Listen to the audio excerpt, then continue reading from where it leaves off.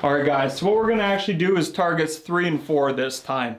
For this one here, I'm gonna have my gun already out. I'm not gonna go from the draw for this. I just want you guys to see where we can save ourselves a little bit of time. Now, once you've pulled the trigger, you can't take that round back. But what you can do is always look for work. So we know that we have 2 intended targets here, 2 threats. We're gonna simulate the 2 circles as a bad threat that you need to neutralize. As soon as you pull the trigger on that first one, you can't stay focused on that because there's another person, another threat that might have a firearm pointed at you. So make your time count when you can. Once you pull the trigger, start transitioning to that next one so you can get shot number 2 off as fast as possible.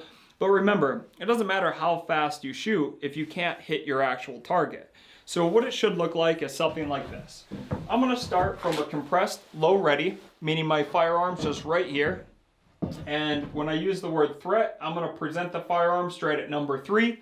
I'm gonna take my shot, and then I'm gonna move it over to number 4 and take another shot.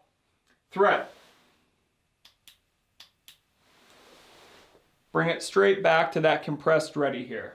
Threat.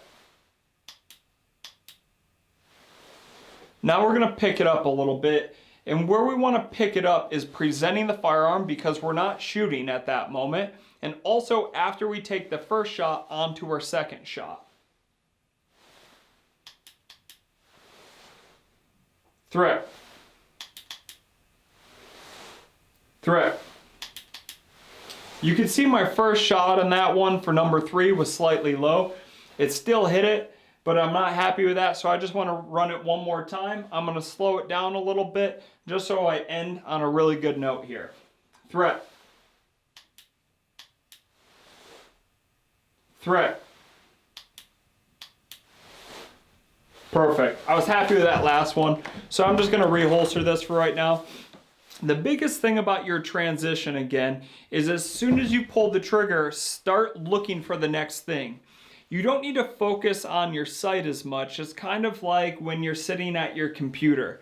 If you wanted to click something with your mouse, you're not staring at the mouse and moving it. If you're outside and you're driving your car, you're not watching your hand on the steering wheel as you turn it. You're looking around the corner and you're just doing it naturally, letting your hands follow wherever your eyes were looking. The same thing for this. As soon as you pull the trigger, start looking for that next thing to work at. The next one happens to be target 4 because we had both targets up there. So as soon as the gun goes bang, start looking for 4 and let that gun naturally follow over with your hands to match up with your eyes for that second threat.